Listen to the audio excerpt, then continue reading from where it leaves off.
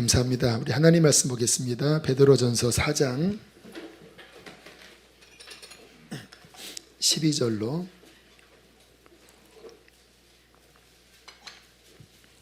13절입니다. 우리 두 절을 함께 읽겠습니다. 시작. 사랑하는 자들아, 너희를 연단하려고 오는 불시험을 이상한 일 당하는 것 같이 이상히 여기지 말고 오히려 너희가 그리스도의 고난에 참여하는 것으로 즐거워하라. 이는 그의 영광이 나타내실 때에 너희로 즐거워하고 기뻐하게 하려 함이라. 아멘. 성령에 관한 말씀을 전하려고 하다가 마음이 바뀌었습니다. 오늘은 시험을 이기는 그리스도인에 대한 말씀을 나누려고 합니다. 저에게도 적용이 될 것 같고 또 현재 교회에도 적용이 될 것 같고 또 오늘 이 가운데 그런 시험에 겪는 분들이 아마 많이 계실 거예요. 그래서 오늘 성령에 관한 말씀을 한 주 미루도록 하겠습니다.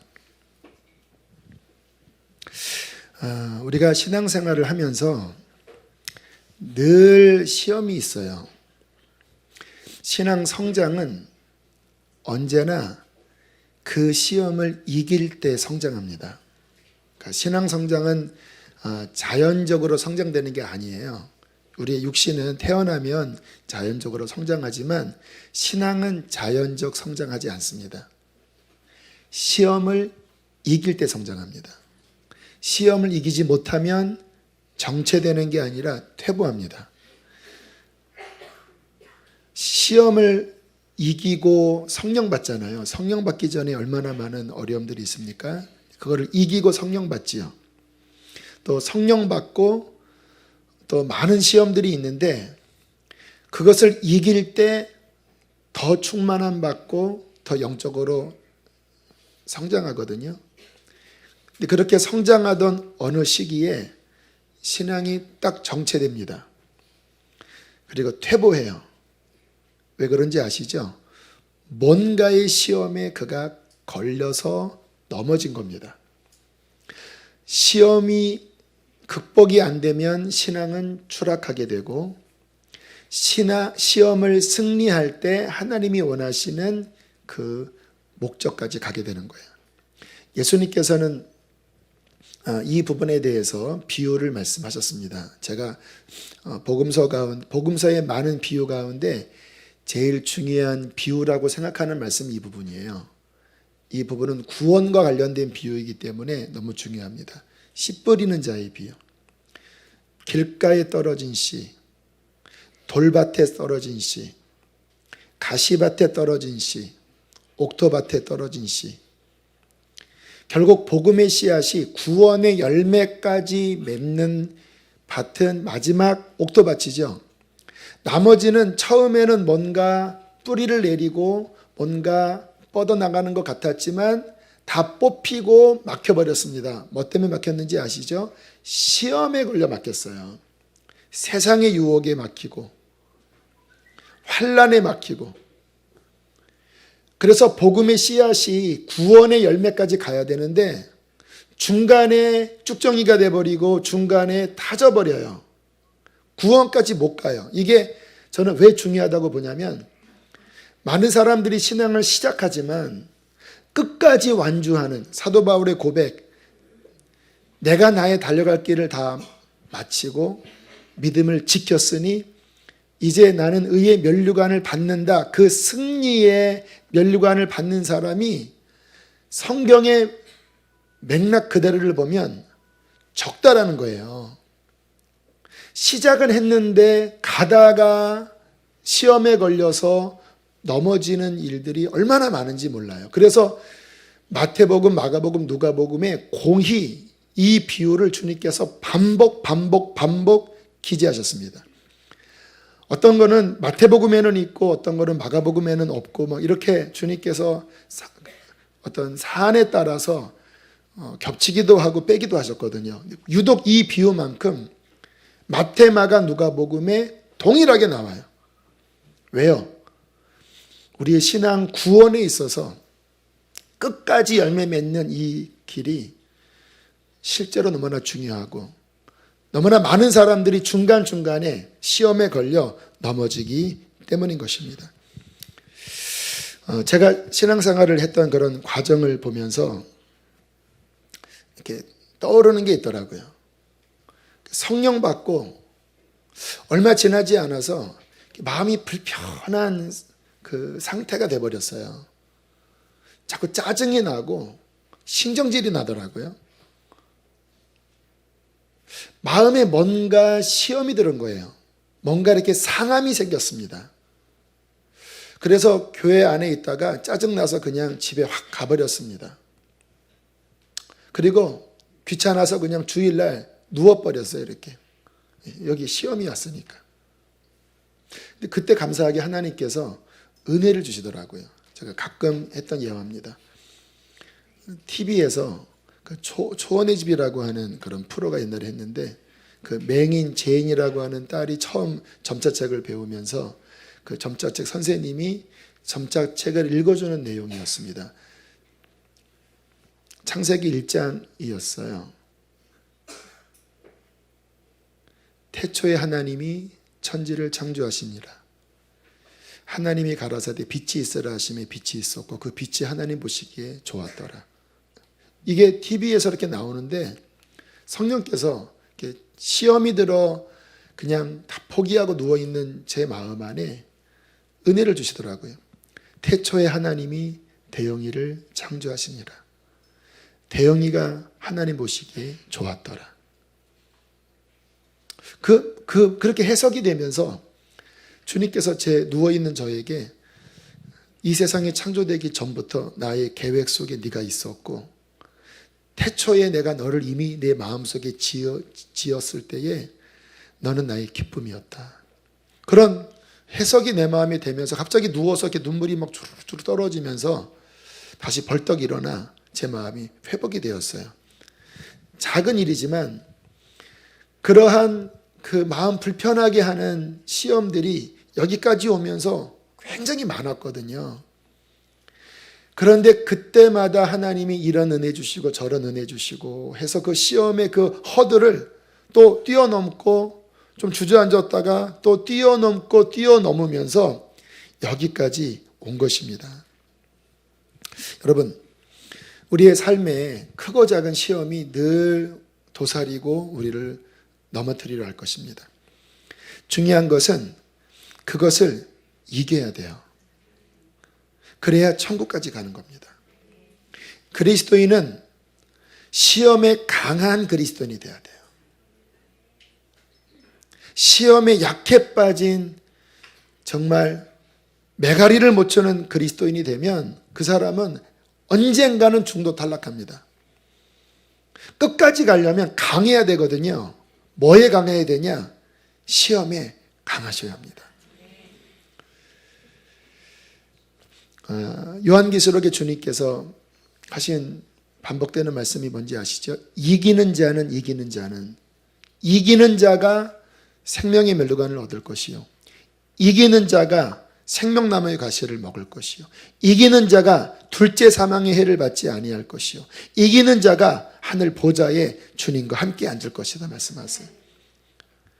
이겨야 합니다. 이겨야. 지금 여러분들 어떤 시험에 혹시 걸려 있습니까? 몸은 예배당에 있지만 내 마음은 시험에 걸려 있습니까? 이기십시오. 이겨야 주님이 말씀하시는 그 면류관을 받을 수가 있는 거예요. 제가 오늘 말씀 준비하면서 한 가지를 깨달은 게 있어요. 주님은 우리가 이 땅에서 시험에 강한 그리스도인이 되게 하길 원하셔요. 왜냐하면 시험이 많기 때문에 시험에 강해야 되거든요. 그래서 하나님께서 일부러 정말 하나님의 사랑하는 사람들은 온실 속의 화초처럼 인도하는 게 아니라 여러 가지 크고 작은 시험을 일부러 겪게 하시면서 우리를 이끌어 가십니다. 이 깨달음이 왔어요. 얼마 전에 어떤 글을 읽었더니 그런 글이 있더라고요. 아이들을 너무 깨끗하게 키우지 말라. 그냥 부모가 그냥 아이들 좀만 묻어도 그냥 막 깨끗이 막 닦고 그냥 어떤 그 세균 있는 곳은 막 보내지도 않고 막 그런 호들갑을 떠는 어머님들이 많이 계시잖아요. 근데 그게 안 좋대요, 의학적으로. 오히려 독일이나 유럽 같은 데는요, 좀 이렇게 세균과 많이 접하도록 키운대요. 그래서 땅에 흙도 좀 먹게 하고, 막 산속에서 막 그냥 뒹굴면서 지저분하게 키운대요. 왜요? 그렇게 면역력을 키워야 나중에 커서 아토피도 안 걸리고, 그리고 감기도 덜 걸리고 더 강해진다네요. 근데 너무 깔끔하게 키워버리면 나중에 정말 센 그런 병균이 올 때 그건 감당이 안 된대요. 그래서 제가 예전에 알고 있던 어떤 권사님은 그 큰아이가 다재성 내성 결핵 때문에 굉장히 힘들었는데 후회하더라고요. 너무 깔끔하게 키운 거예요, 너무. 그래서 너무 깔끔하게 키운 것에 대해서 후회하는 이야기를 들었거든요. 그런 어머님들 계시면 회개하십시오. 그렇게 키우시면 안 돼요. 좀 이렇게 굴리셔야 합니다. 이렇게 더러운데 좀 굴리고 흙도 좀 먹게 하고 그렇게 해야 돼요. 왜? 그렇게 하면서 점점 우리의 그 항체가 더 강해지는 것 아니겠습니까? 목사님은 그렇게 키우냐고 물어보면 묻지 마십시오. 저와 제 아내의 교육관이 틀립니다. 신앙도 마찬가지예요. 주님께서 우리의 신앙생활을 이끄실 때 정말 우리를 사랑하신다면 처음부터 이것저것 시험을 겪게 하세요. 저를 생각해 보면 그랬어요. 처음부터 이것저것 부딪혀 가면서 제 안에 시험의 면역력을 주님께서 키우셨다라는 것을 오늘 말씀을 준비하면서 다시 한번 깊이 느꼈어요. 하나님은 우리가 시험에 강한 그리스도인이 되게 하기를 원하십니다. 왜냐하면 이 땅을 걸어가야 하는 수많은 길에 만만치 않은 시험이 있고, 특별히 이 마지막 시절은 정말 온 세상에 시험이 오는 때잖아요. 지금 IS나 이러한 이야기들은 어쩌면 앞으로 마지막 때에 우리가 겪을 일일 거예요. 그 참소하는 일이 그 요한계시록에 나오거든요. 목배임을 당한 영혼들이 그 마지막에 하나님 앞에 호소하는 그런 내용들이 나오잖아요. 저 IS의 저런 현상이 어쩌면 온 지구상의 마지막 때 퍼질 수 있는데, 그때 그 시험을 이기려면 지금 짜잘한 것들을 부딪혀가면서 이기는 연습을 해야 마지막에 저런 시험도 이길 수 있지 않겠습니까? 지금 막 너무나 약게 빠져갖고 막 조금만 그냥 눈을 흘겨만 봐도 그냥 시험 들어서 나 교회 안 나가. 왜요? 목사님 나 이렇게 봤어, 이렇게. 여러분 이 흘기는 도끼눈 가지고 시험 들면 어떻게 IS의 그 칼날 앞에 어떻게 견디겠습니까? 우리에게 시험이 있을 때 감사하시길 바라요. 저도 지나온 삶에 있었던 시험에 대하여 오늘 말씀을 준비하면서 감사한 마음이 들었어요. 왜냐하면 그 시험들이 다 용광로였더라고요. 여러분, 용광로는 우리를 해체시키는 곳이잖아요. 용광로가 편안한 용광로는 없잖아요. 용광로는 다 고통스러운 곳이거든요.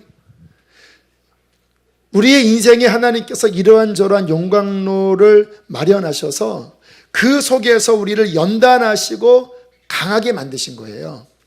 그것이 없었다면 우리는 물러 터진 정말 하나님 앞에 쓰임받을 수 없는 그런 사람밖에 못됐겠지요.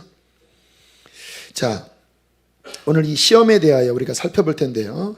자, 그런 여러 가지 시험이 감사하긴 감사하지만 아무튼 중요한 거는 이겨야 되는 거예요.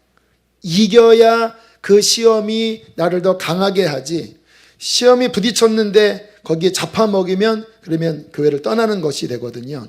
자, 그래서 오늘은 어떻게 우리가 시험을 이길지, 시험에 대하여 어떻게 대비를 할지, 시험은 어떤 식으로 오는지, 이러한 부분에 대해서 우리가 좀 말씀을 살펴보는 시간을 갖기를 원하는 것입니다. 자, 첫 번째, 시험이 왜 오는가에 대해서 살펴볼게요. 여러분, 시험이 왜 올까요? 왜 이 땅의 길을 걸어가면서 하나님이 우리를 보호하신다는 말씀은 있는데 왜 자꾸 시험이 있죠?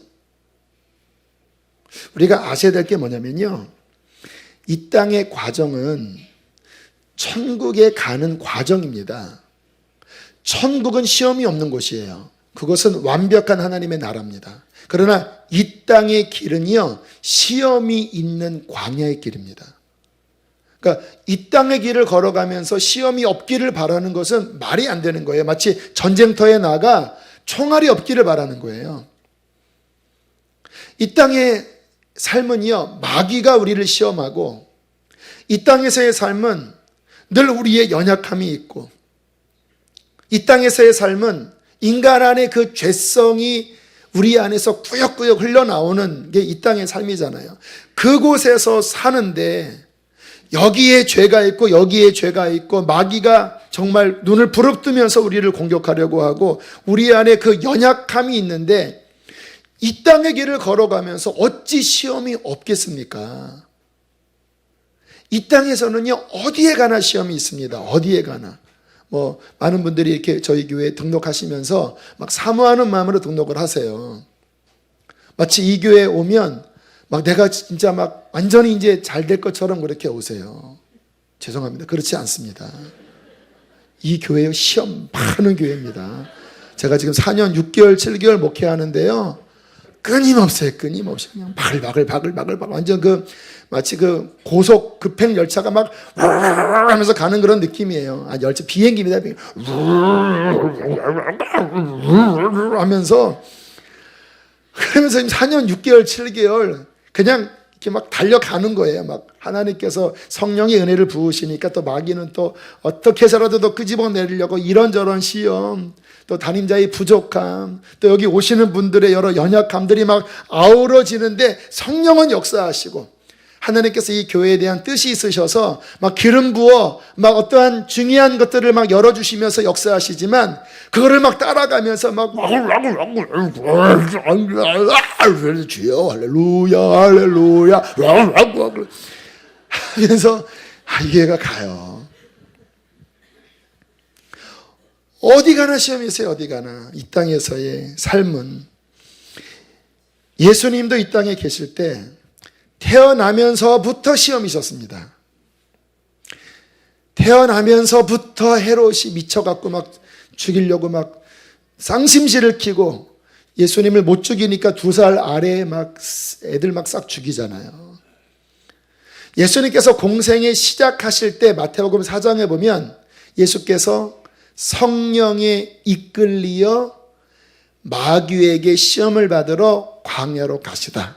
이게 주님의 공생애의 스타트의 말씀이에요.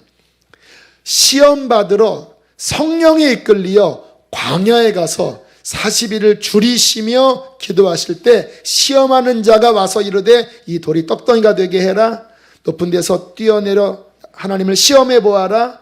내게 절하면 천하 영광을 다 너에게 주리라. 공생이 시작하면서부터 마귀에게 아주 그냥 포화를 받고 시작하고요. 주님의 공생의 내내 편안했던 적 한 번도 없는 거 아시죠? 첫 번째 말씀 전하니까 사람들이 돌을 들어 치려고 하고 벼랑 끝에서 밀려고 하고요. 가는 데마다 예수님을 추앙하는 사람도 많았지만, 가는 곳곳마다 예수님을 죽이고 싶어서 안달인 그곳을 부딪혀 가면서 주님이 이 땅에서 사역하셨어요. 어느 날은 너무 힘들어서 히브리서에 보면 심한 통곡과 간구로 눈물로서 하나님 앞에 아뢰면서, 하나님의 아들이 이 땅을 육신을 입고 걸어가시면서 심한 통곡으로 눈물을 흘리며 하나님 앞에 기도하여 도움을 입으면서 마지막 십자가까지 지셨다고 성경은 말씀을 하시는 거죠. 여러분, 이 땅은 광야의 삶입니다. 이 땅에 파라다이스가 있지 않아요. 물론 우리 영혼 안에 하나님이 평강을 주시지만, 늘 우리의 바깥 환경에는 늘 도사리고 있는 시험이 있는데, 그러한 시험이 올 때 이상한 일 당하는 것처럼 반응하시면 안 됩니다. 다시 오늘 본문을 보시길 바랍니다. 12절 읽겠습니다. 시작.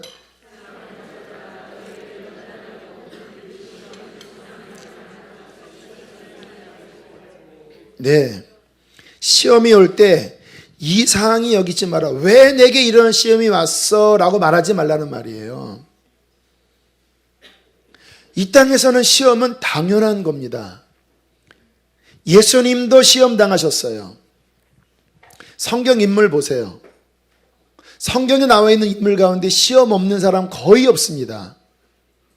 다 이 땅을 살아가며 심지어는 자기 한 배에서 난 형제끼리도 시험 겪어서 서로 죽이니 사니 하잖아요. 모태신앙 가정에 아브라함 그 3대째 내려가서 쌍둥이 안에 얼마나 큰 갈등이 일어납니까? 시험이 올 때 이상한 일로 여기시면 안 됩니다. 시험은 이기셔야 되는 일이에요. 이상한 게 아니라 당연한데, 그러나 주님이 나를 단련하시려고 하는구나, 주님이 나를 더 큰 그릇으로 만들려고 하시는구나 하고 이기셔야 돼요. 오히려 신앙생활을 하면서 시험이 너무 없으면요, 그때는 이상한 일 당한 것처럼 생각하셔야 합니다. 왜 내 신앙생활에 시험이 없지? 문제가 있구나 지금. 그리고 주님 앞에 금식하며 기도하셔야 합니다. 주님, 왜 내게 시험을 안 주십니까? 주님, 나를 미워하십니까? 아버지, 요한이슬레가 그랬대잖아요. 복음을 전하러 갈 때 늘 사람이 핍박받고 돌 던졌는데 한동안 돌이 안 날아오는 겁니다. 그래서 문득 생각했대요. 이게 무슨 일인가? 지금 내가 하나님 앞에 버림받았나? 그리고 말 타고 가다가 딱 내려와서 기도했답니다. 하나님, 어쩐 일입니까? 왜 돌이 안 날아옵니까? 그랬더니 옆에서 돌이 날아오더래, 이렇게. 그래서 이제 됐군요. 이게 정상이에요. 그 순회 선교단, 그 순회 선교사 어떤 분이 그랬대요. 연말에 무슨 기도를 했냐면, 하나님, 나를 왜 사랑하지 않습니까? 내가 연초에 기도하지 않았습니까? 내 신앙의 유익을 위해서 시험을 달라고 내가 기도하지 않았습니까? 근데 1년을 돌아보니까 시험은 하나도 없고 은혜만 받았습니다. 어찌 나를 미워하십니까? 어찌 나를 버리셨나이까? 이런 식으로 기도를 했대요. 그 모습을 우리 박리부가 사모님, 유기서 목사님 사모님이 그거 듣고 너무 충격을 받았다라는 거예요. 우리는 시험이 없어야지 그냥 안도의 한숨을 쉬는데, 그 선교사님은 시험 없이 너무나 평안하게 지내온 1년에 대하여 하나님 앞에 오히려 고민하더라는 거예요. 뭐가 정상일까요? 시험이 없기만을 바라고 시험이 조금만 오면 막 놀라고 막 시험 드는 게 그게 정상일까요? 아니면 시험을 당연히 여기는 게 정상일까요? 이 땅을 살아가는 동안에는 늘 어디 곳에나 시험이 있습니다. 믿음이 좋은 사람들 안에서도 시험이 있습니다. 당연하게 여기셔야 돼요. 이 땅에 시험이 또 왜 오는 것일까요? 우리가 그 야고보서에 보면 그런 말씀이 나와요. 좀 우리가 별로 좋아하지 않는 말씀인데 이렇게 말씀하고 있습니다. 사람이 시험을 받을 때에 내가 하나님께 시험을 받는다 하지 말지니 오직 각 사람이 시험을 받는 것은 자기 욕심에 끌려 미혹되는 것이다 라는 말씀이 나와요. 이 땅을 걸어가는 동안에 시험을 겪어요. 또 하나님이 시험을 허락하셔요. 근데 이거는 무슨 내용이냐면, 그러나 그 시험을 받는 주체는, 그 시험을 유발한 주체는 나의 연약함이다라고 말하는 거예요. 무슨 말일까? 이런 겁니다. 여러분이 저한테 당신은 왜 그딴 식입니까? 라고 이야기를 해보세요. 당신 정말 마음에 안 드네요. 당신이 목사입니까? 그렇게 이야기를 했다고 쳐보세요. 제가 그 말을 듣고 시험에 들 수도 있고 시험에 안 들 수도 있어요. 제가 만약에 제 마음을 겸손히 낮춰서 그래, 나는 부족한 자지. 그래, 저 말이 하나님이 나에게 주시는 경고일 수도 있어.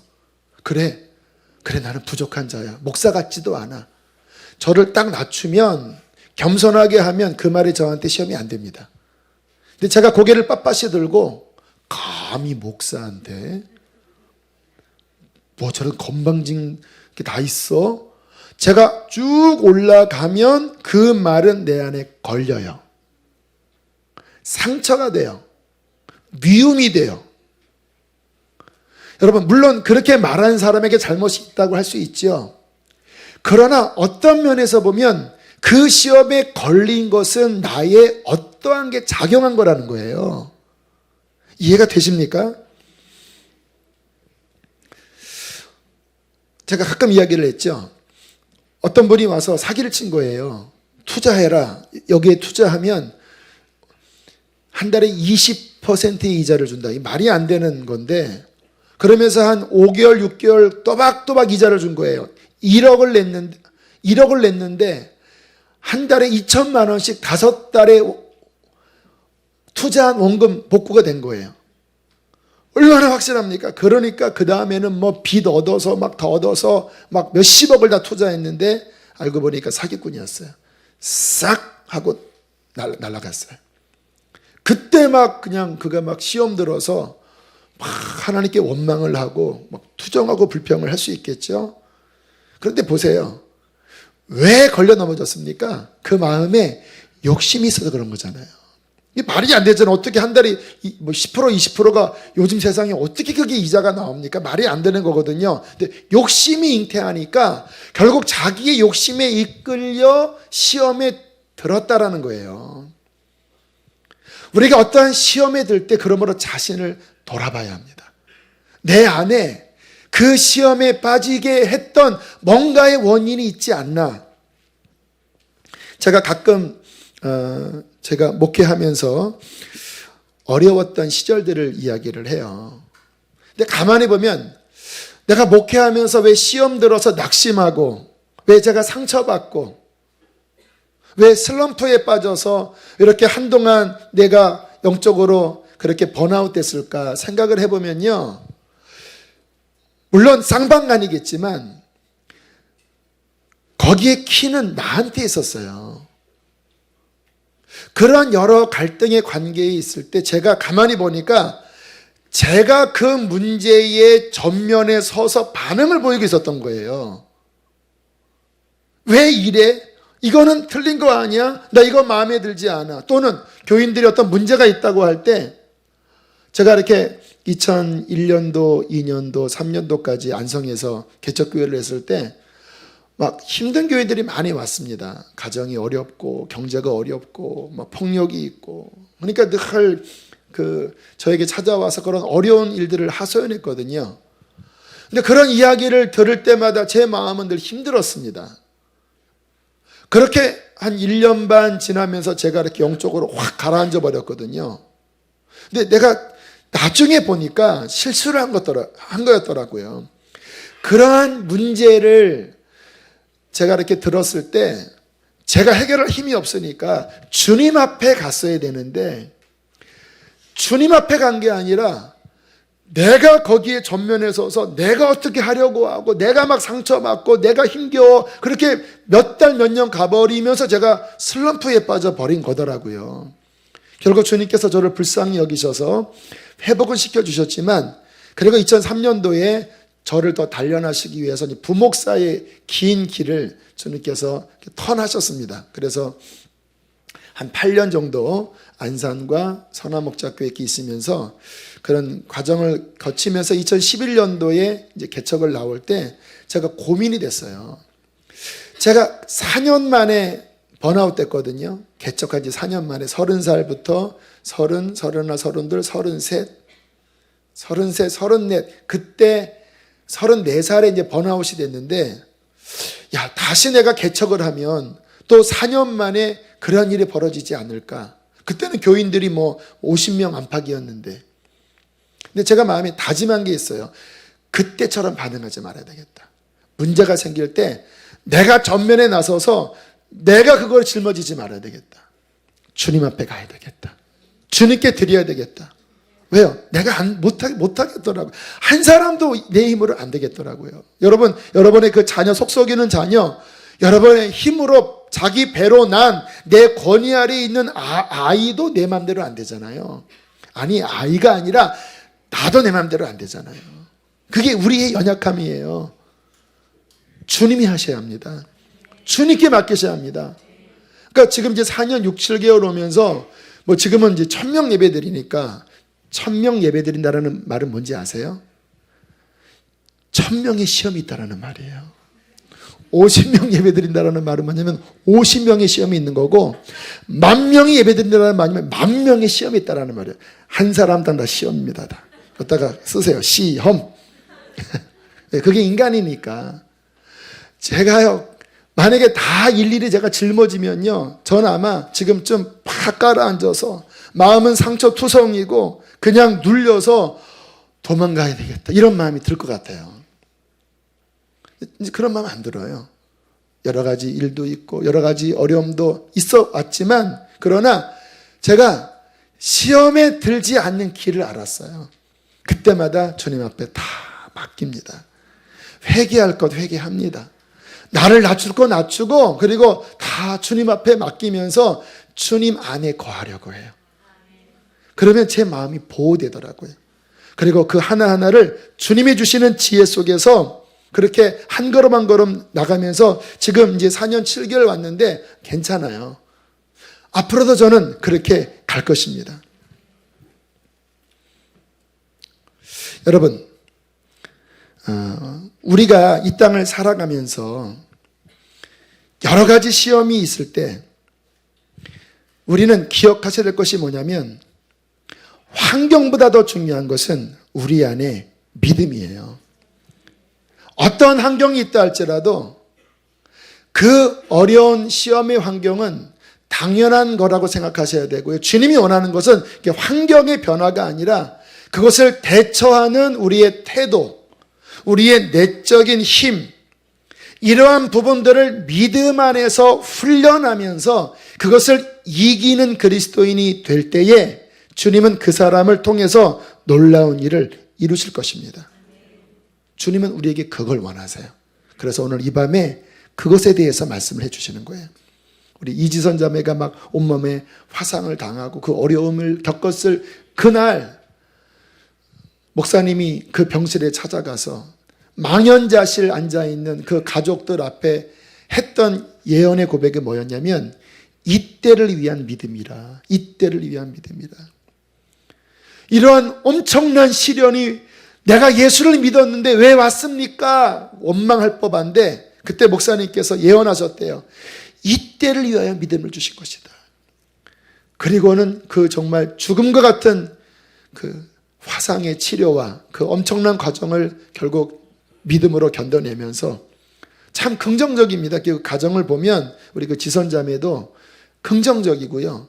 그 어머님도 긍정적이고 아버님도 긍정적이에요. 참 제가 그렇게 뵈면서 참 강건하시다. 지금은 그 어머님은 장로님이 되셨어요.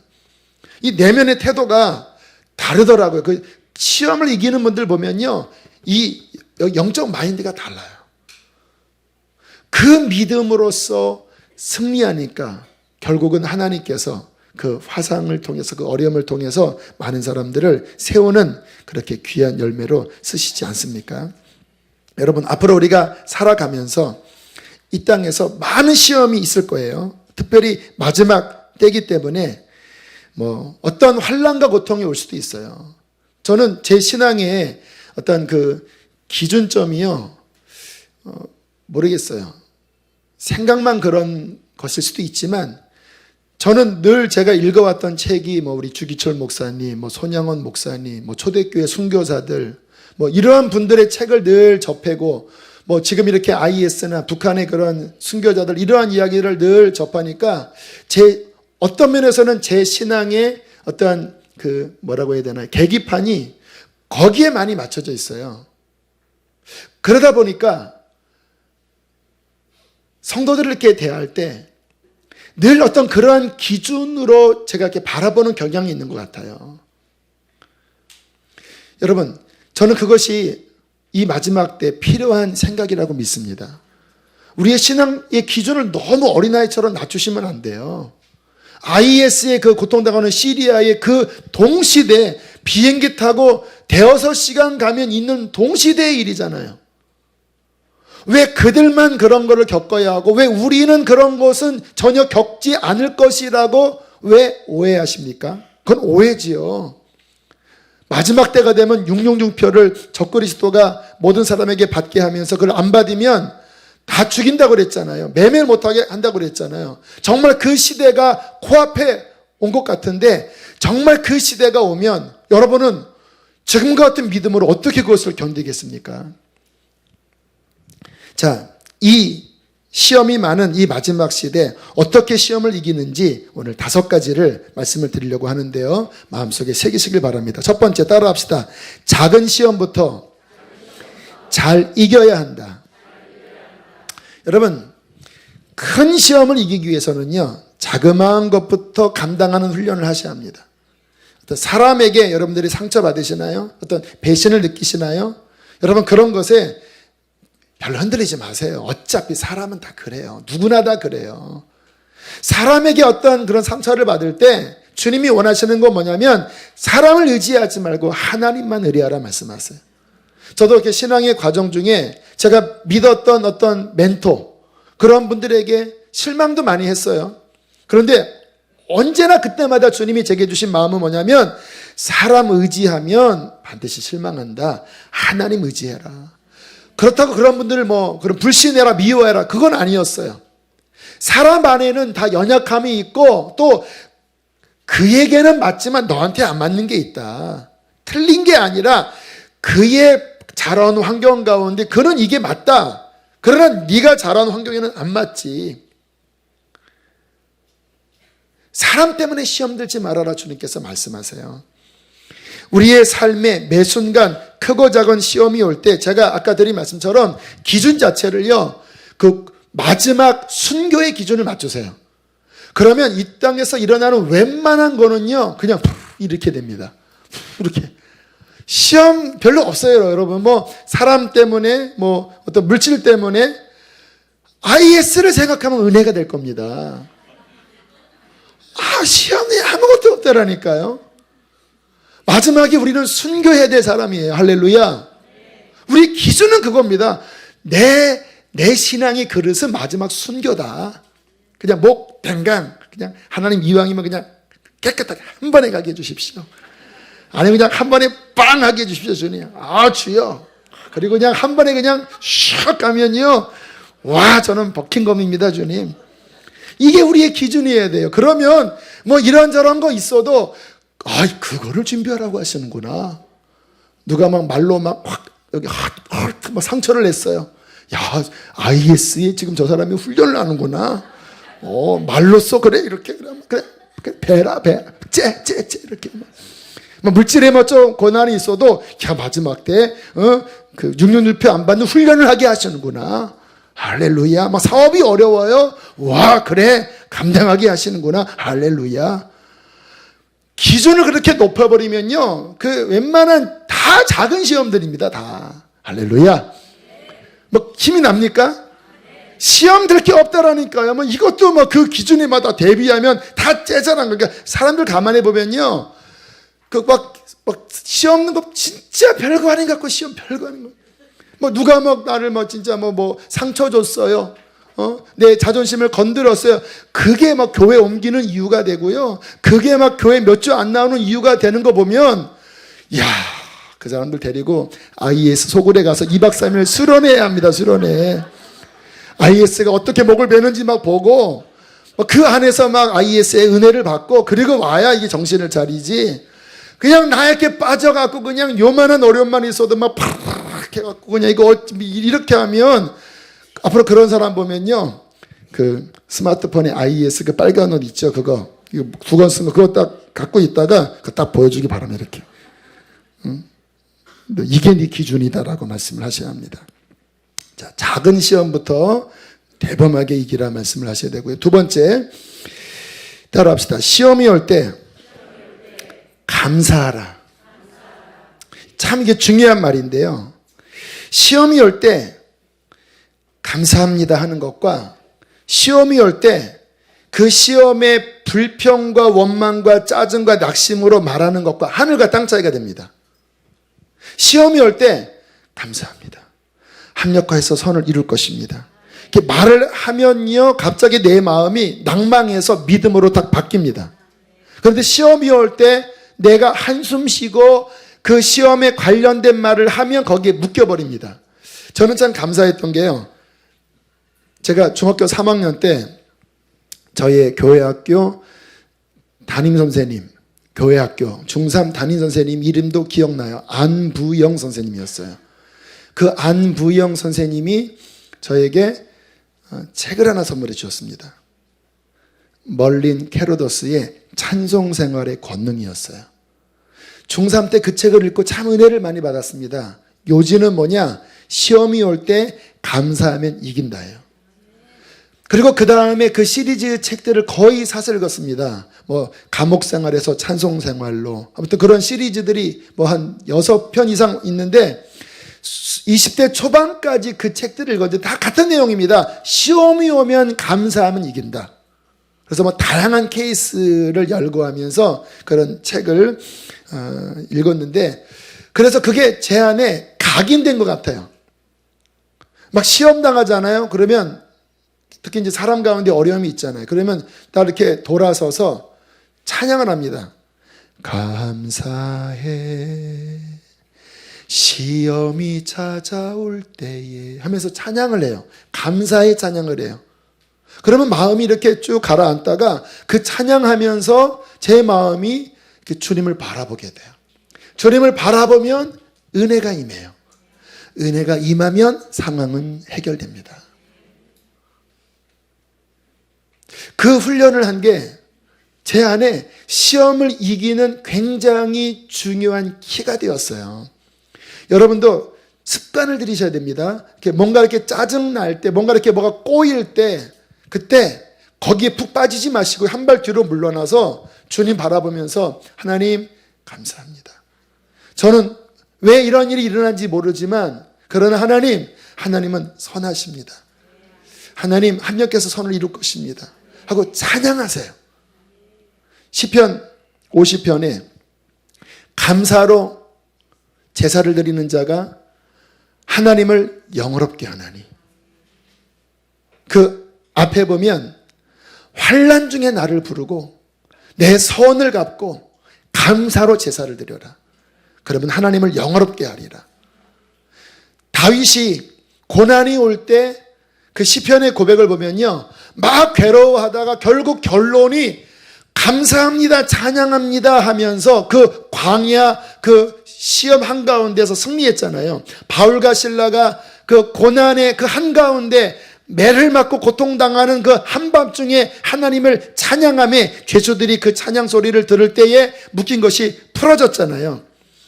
여러분, 시험을 이기는 특효약, 그 직방, 그냥 그 순간의 시험에서 탁 풀어지는 직방 특효약, 그게 뭐냐?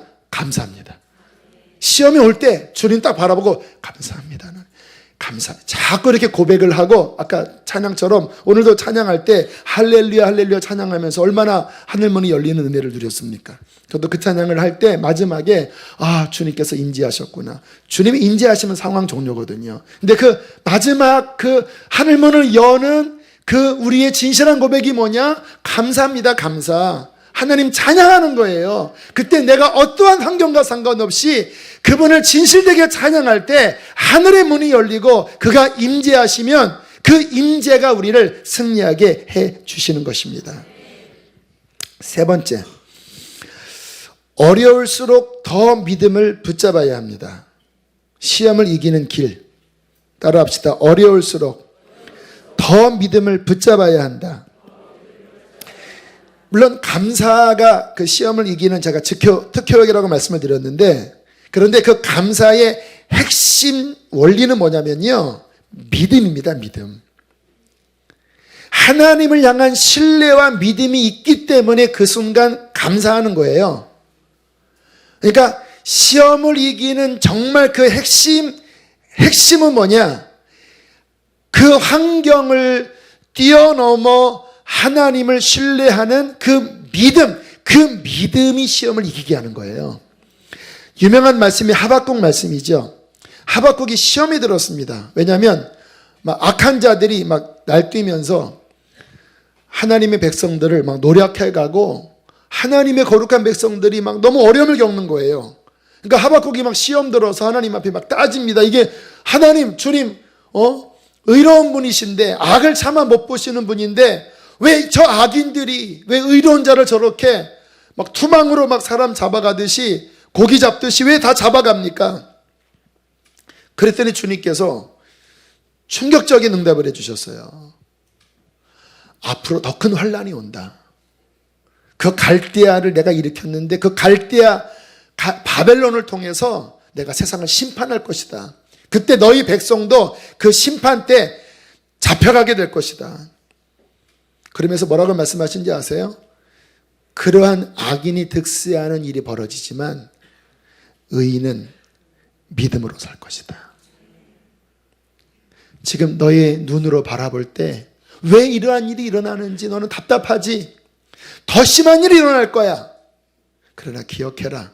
의인은 그의 믿음으로 산다. 더 큰 어려움이 올지라도 너는 믿음으로 살아야 한다. 하박국이 이 말씀을 듣고요. 그리고는 마지막에 고백합니다. 하나님, 알겠습니다. 앞으로 무화과나무 잎이 마르고 감람나무에 소출이 없고 논밭에 식물이 없고 외양간에 소가지가 없을지라도 하나님, 나는 믿음을 고백합니다. 여호와로 인하여 즐거워하며 나의 구원의 하나님으로 말미암아 기뻐할 것입니다. 믿음으로. 믿음은 무엇입니까? 세상에 요란 난리가 온갖 시험이 일어난다 할지라도 하나님이 통치하십니다. 할렐루야. 사업이 망했어요. 직장에서 쫓겨났어요. 사랑하는 사람과 헤어졌어요. 왜 내게 이러한 일이 닥쳤을까? 거기에 반응하면, 그 현실에 반응하면 우리 마음은 요동칩니다.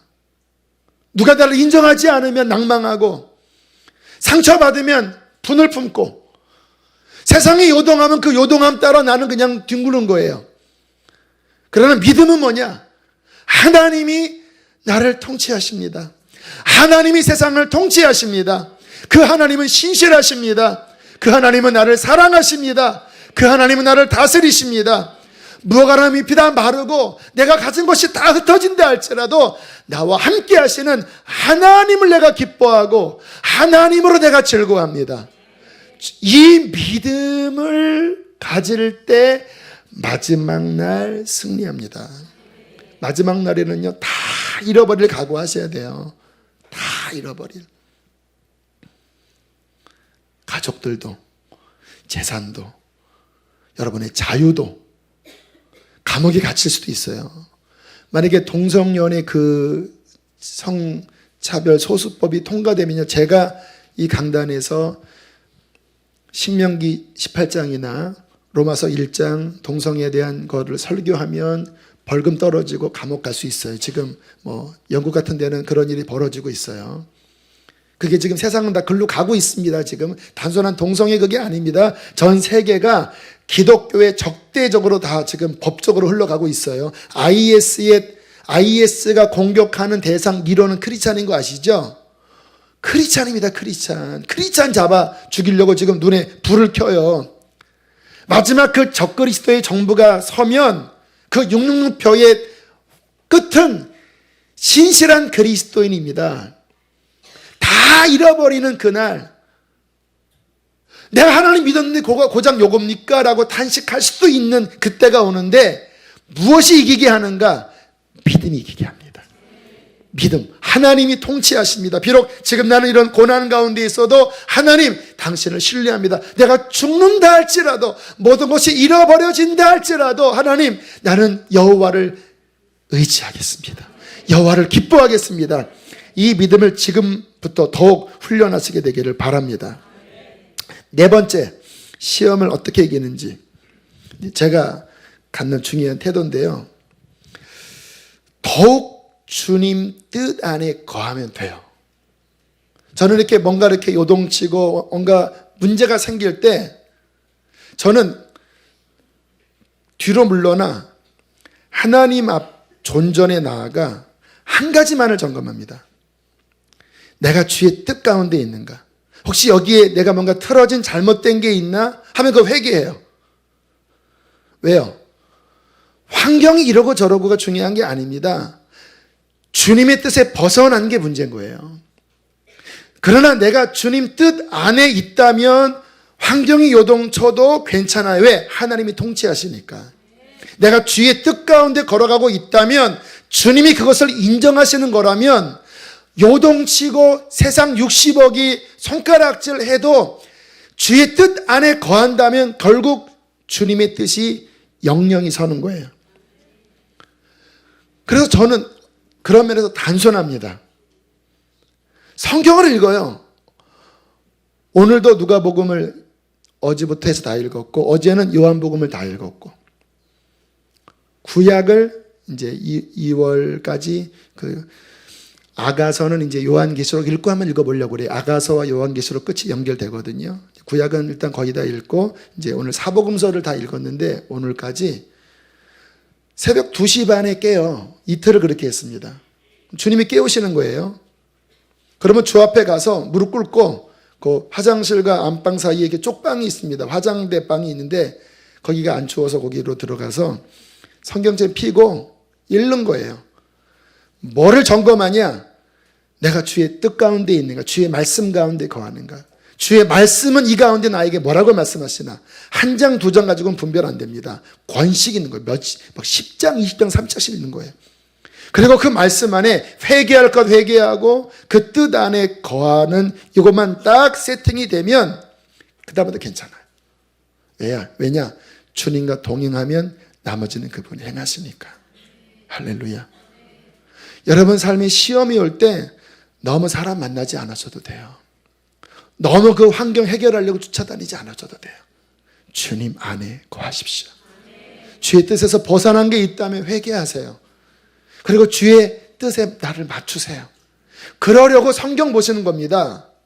될 때까지 엎드려 기도하시는 거예요. 주의 뜻 안에 거할 때까지. 주의 뜻 안에 거하면 어떤 상태가 됩니까? 영이 평안해져요. 저도 오늘 누가복음까지, 그러니까 요한복음 먼저 읽었고 그 다음에 누가복음 이렇게 바꿔서 읽었는데, 누가복음까지 다 읽고 나니까 영이 평안하더라고요. 제 영이 평안하면서 내 영이 주님 안에 더 많이 이렇게 세팅이 됐다. 주님 감사합니다. 주님 요거 계속 가게 해주십시오. 그 상태가 되면 성경도 되게 잘 읽혀져요. 주님의 뜻에 벗어날 때는요, 한 두세 장이 막 거의 30-40분 걸리더라고요.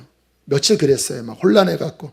그런데 다시 어제부터인가 쭉쭉 이제 제 마음의 상태가 말씀의 가치관과 이제 서로 맞아졌어요. 이렇게 씻을 거 씻고. 그러니까 막 쭉쭉 읽혀집니다. 이렇게 쭉쭉. 그러면서 제 영이 평안해져요. 그러면 저는 된 거예요. 그리고 이제 주님 안에서 겸손하게 엎드려서 그분의 인도함 따라서 가는 거예요. 이렇게 어떤 소리가 들려도 어떤 요동이 쳐도 엎드려 회개하면서 주님 붙잡고 가면 주님이 함께 하시면 그분의 손길이 덮으십니다. 그분이 우리의 피난처가 되십니다. 그분이 우리 인생에 돕는 도움이 되십니다. 아멘. 이 행복한 삶, 저는 오늘도 이렇게 말씀 읽고 난 다음에 이렇게 승리하는 삶이 너무나 명확한데 라는 생각이 들더라고요. 어디 안 가셔도 돼요. 여러분 여기 금요성례 집회 안 오셔도 돼요. 아니 오십시오. 이제 말씀 앞에서 엎드려서 주의 뜻에 맞추는 이것만 한 몇 시간 집중해 보세요. 그냥 새벽 2시에 깨우면 일어나서 거실에 나가서 집중해 보세요. 그리고 말씀과 기도 안에 회개 안에 이것만 딱 정리가 되면, 그분과 딱 결만 맞추면, 그가 내 안에 내가 그 안에 있으면 할렐루야, 그분이 함께 가시면서 우리를 감당하게 하시는 거예요. 목도 잘려줄 수 있게 해주시고 할렐루야, 감옥에 가도 감당하게 하시고 무슨 일도 감당하게 하시는 거예요. 5번째 마지막입니다. 시험이 올 때 이기는 비결 따라합시다. 보혈을 덮어야 한다. 보혈. 오늘도 보혈 찬양 앞부분에 많이 불렀는데요. 저는 시험이 있을 때 주님의 보혈에 대한 기도를 요즘 많이 합니다. 하나님, 주님의 피를 뿌려주십시오. 그 상처난 곳에, 그 죄로 인하여 하나님 아파하는 곳에, 죄로 인하여 고통당하는 그곳에 하나님 주의 보혈을 덮어주십시오. 왜요? 주님의 보혈이 덮여질 때에 그 안에 죄로 말미암아 일어나는 그 마귀의 역사, 상처의 역사, 그 많은 시험들이 우리 힘으로는 해결이 안 돼요. 제가 아까 작은 시험에 넘어지지 말라고 했지만 작은 시험은 실은 없습니다. 왜? 그 안에 마귀가 역사하고 육신이 반응하기 때문에. 그러니까 시험은 언제나 힘들어요. 크든 작든 어려워요. 그러나 그곳에 주님의 의로운 피가 뿌려지면 그 모든 죄와 상처와 모든 문제가 예수님의 구속 안에 다 해결이 돼 버립니다.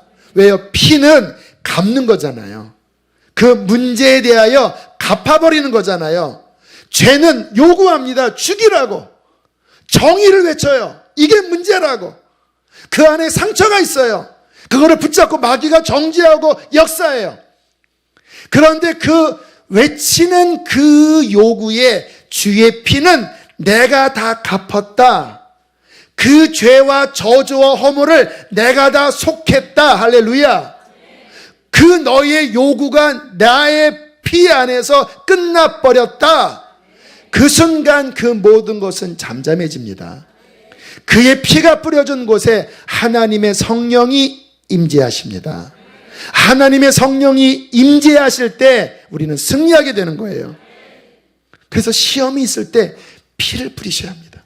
뭐 이렇게 주문 외우듯이 뿌리는 게 아니라 정말 회개하고, 그리고 예수의 피에 대한 의미를 내가 기억하면서, 주님, 당신께서 십자가에서 다 이루셨다 말씀하실 때 모든 저주와 모든 죄악들을 다 짊어지시면서 그 피를 흘리실 때에 그 피 한 방울은 주님, 이 세상의 모든 시험과 모든 저주와 죄악들을 다 해결하는 능력의 보혈입니다.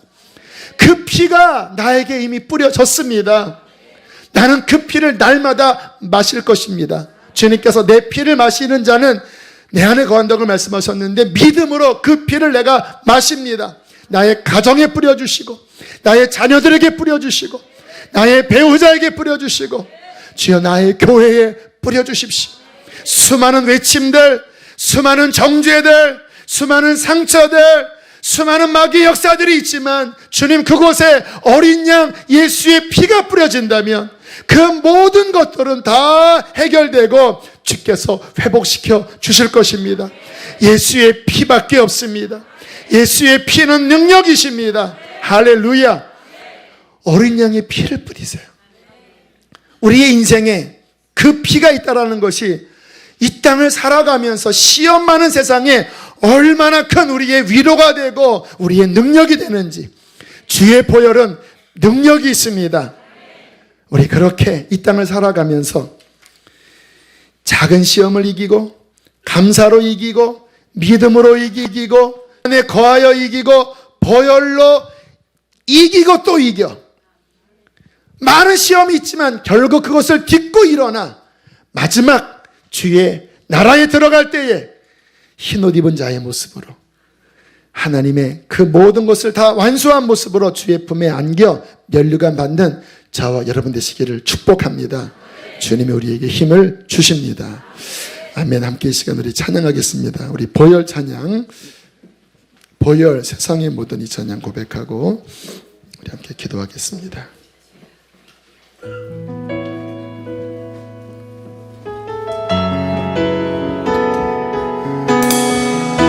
믿음으로 선포하세요.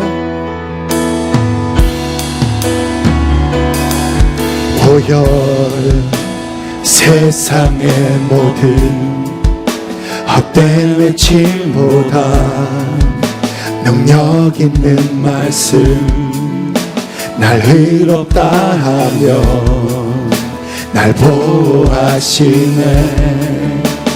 예수의 보혈, 보혈, 보혈 세상의 모든 시험 가운데 있는 분이 계십니까? 주의 십자가의 보혈을 바라보십시오. 능력 있는 말씀, 날 의롭다 하며 날 보호하시네. 예수의 보혈, 우리 죄를 씻기고, 우리 죄를 씻기고 다시 온전케 하는 예수 피밖에, 예수의 피밖에 없네.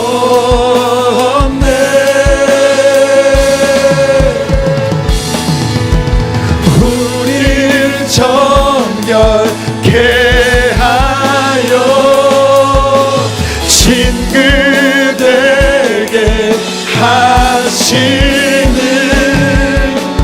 예수 피밖에 예수의 피밖에 없네. 우리 불을 꺼주시고 십자가 그 은혜의 증거 십자가 그 은혜의 증거 주 마음 알게 해 우리 길 대신에 담대히 나가세 세상 의지 않고 오직 주 보혈로 다시 한번 십자가 우리를 승리케 하시는 은혜의 증거이십니다.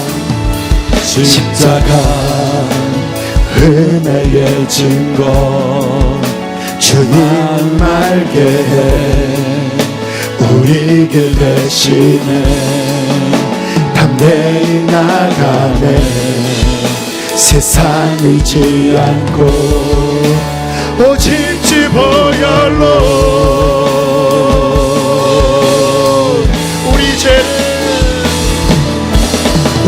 우리 죄를 씻기고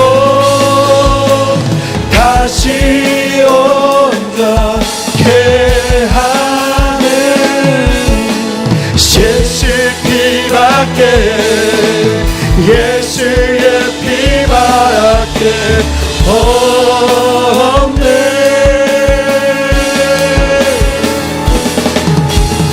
우리를 정결케 하여 친구되게 하시네요. 친구되게 하시네 예수 피밖에 예수 피밖에 예수의 피밖에 주의 보혈 능력이 또다. 우리 크게 선포합시다. 주의 보혈 능력이 또다. 주의 피 믿으오 주의 보혈 그 어린 양의 매우 귀 우리 마지막 오른손 높이 들고 선포하세요. 주의 보혈 주의 보혈 여러분의 환경 가운데 선포하세요. 능력이 또다. 주의 피 믿으오 주의 보혈 그 어린 양의 매우 귀중한 피로다. 나의 신앙 가운데 침체와 시험의 어떤 묶인 가운데 있는 사람들이 있다면 선포하십시오. 주님 나는 여기서 벗어날 것입니다. 주님 나는 날아 올라갈 것입니다. 믿음의 이 뜨거운 경주를 나는 조금 더 흐트러뜨릴 수 없습니다. 이 짧은 인생길에 나는 나의 달려갈 길을 다 마치고 주 앞에 멸류관받은 자로 설 것입니다. 시험아 예수 이름으로 떠나갈지어다. 예수의 피로 마귀야 떠나갈지어다. 나는 달려갈 것이다. 우리 두 손 높이 들고 주여 크게 두 번 부르시고 기도하시겠습니다. 주여 우리 죄를 주여